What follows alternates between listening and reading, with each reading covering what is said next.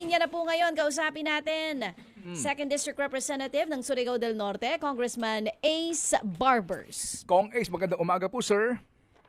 Sige, sige. Okay. Good morning. Oo, Kong Ace, may mga may agad pong nagtaas ng kilay nung mabanggit nyo yung kaisipan na baka napapanahon na napag-aralan na humingi ng prangkisa sa Kongreso yung mga social media platforms. Saan nyo hinuhugot ang kaisipan na ito? Well, kasi Ted, itong social media ngayon, magandang umaga nga pala sa inyo at sa ating mga kababayan. Alam nyo kasi, itong panukalang ito, isang opinion ito mula sa akin at sa ilang kasamahan ko sa committee, no? Nakita natin na itong social media ay isang bagong sektor ng public information dissemination efforts, no? At dapat malinis, walang fake news at hindi gawa-gawa lamang yung mga ibino-broadcast dito. So naniniwala kami na kapag dumating ang panahon na pag-aralan natin na baka sakaling kailangan nating hingian ng prangkisa itong paggamit ng itong mga social media platforms pumapasok sa atin, no? Of course, merong hindi sasang-ayon diyan, Ted, no? Sasabihin nila kasi this is internet-based and global ito. Pero kung sa punto naman na kung sila ay kumikita rito at dahil sa dami ng mga Pilipino na gumagamit ng social media platforms na to, hindi ba dapat magkaroon ng regulasyon? Hindi ba dapat buwisan din yan mga yan? And the only way to do that is to pass a law. Yun ang aming paniwala, Ted. Opo. Ano po ang inyong mga ang pinag-iisipan ditong platform na yun nga na maaaring pag-aralan, hindi pa naman to pinal, no, pag-aralan na humingi ng congressional franchise. Anong mga platform to, sir? Alam natin kasi na yung YouTube halimbawa, no, ito ay nakakapag-monetize sila, no, nung kanilang yung mga certain number of subscribers, kapag umabot ito sa kanilang threshold, nakakapag-monetize o nako-convert to cash yung kanilang mga pinopost or yung mga content online. So YouTube, yung Facebook, meron ding monetization dyan. Siguro yung Instagram, no? But bottom line kasi, Ted, no, itong mga platforms na to, ang lagi nilang dinadahilan na sila ay US-based, sila ay Singapore-based. Pero ang nag-a-advertise naman sa kanila may mga Pilipino. At dyan po sila kumikita, no? Doon sa kanilang pagbibigay ng ads dito sa platform na ginagamit din ng mga social media actors or yung mga sinasabing vloggers.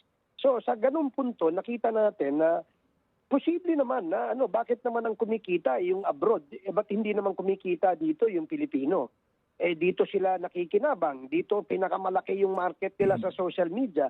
Siguro tama lamang na pag-aralan natin na paano bang makikinabang ang Pilipino dito sa mga social media platforms na ito. Opo. Yan po'y usapin po ng taxation and payment nga ng corresponding fees para po sa kanilang kinikita habang they are operating sa Philippine setting. Pero kapag pinag-usapan na natin kung yung franchise, di ba sa franchise ng TV stations, may mga kulatilya yan, di ba? Yung mga meron ka dapat na sundin, ng mga patakaran, etc. So, magkakaroon rin po ng ganun kung sakasakali. Yes, Ted. No? In fact, ang layunin nitong TRICOM ay magkaroon ng isang pamantayan at panuntunan ang paggamit ng social media. Ika nga, dapat magkaroon, number one, code of conduct ang mga actors dito. Gaya sa inyo sa broadcast media, kayo ay nasa ilalim ng isang regulatory body na KBP. Ganon din naman po doon sa mga manunulat, no? NUJP. In fact, kahit nga po sa advertising, may advertising board that regulates and disciplines yung mga members that they see that are violating, no, yung kanilang mga panuntunan. So itong mga patakaran na ito dapat magkaroon maging gabay, no, doon sa mga gumagamit ng social media. At kapag ito ay na-violate naabuso, siguro may karampatang ding mga penalties ito, Ted. Mhm. Okay, sige po. Well, ito ho naman po ay kaisipan pa lamang, ano ho, at of course, definitely subject to further studies ito. Ito ho bang, Oo. ito ba ay nabubuo, may draft na ho ba na panukala ito na maaring umabot hanggang 20th Congress? Kayo ho ba'y meron pang isang term, Congressman? Wala na, Ted. No? Ako'y graduate na. Hindi na po ako kandidato. Wala po akong tatakbuhan sa ngayon. Mm-mm. Ito namang panukalang ito, sana may pasa ito bago mag-sinidye adjournment ang 19th Congress. Pero kung hindi naman po, malamang ipagpapatuloy din po ito sa next Congress. Para naman po ito sa ating lahat. Ayaw po natin kasi na, Ted, no, araw-araw may nagmumura. No? Alam natin ang ating mga kabataan meron pong access sa social media.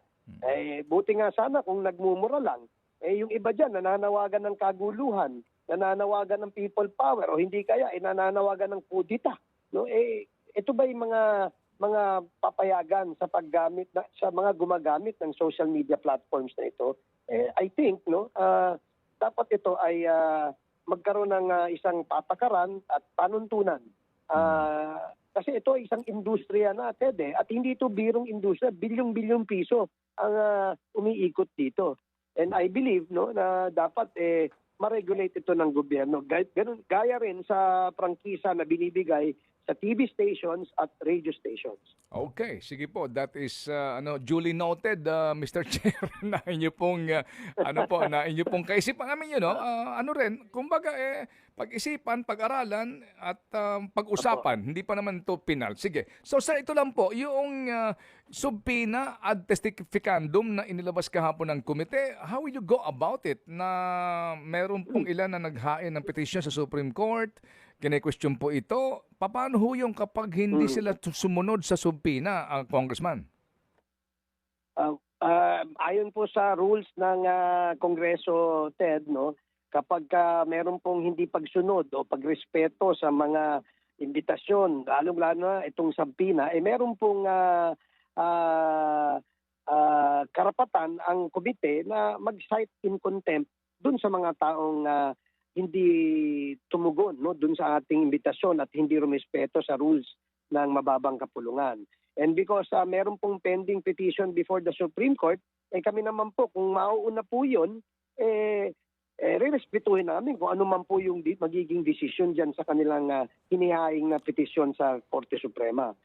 Pero in the absence of the ruling sa petition na yan, dapat po siguro tumugon sila.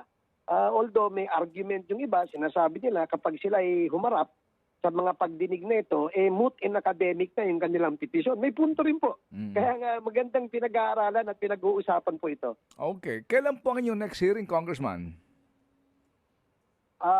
Wala pa pong na-set na schedule kagahapon. Mag-uusap po ulit yung tatlong komite, yung chairman ng tatlong komite. Sila po magsiset. Opo. Kung kailan ang next hearing po ninyo. Okay, sige po. So, Kong A, salamat sa inyo pong panahon at paliwanag sa importanteng isyong ito. Salamat, sir.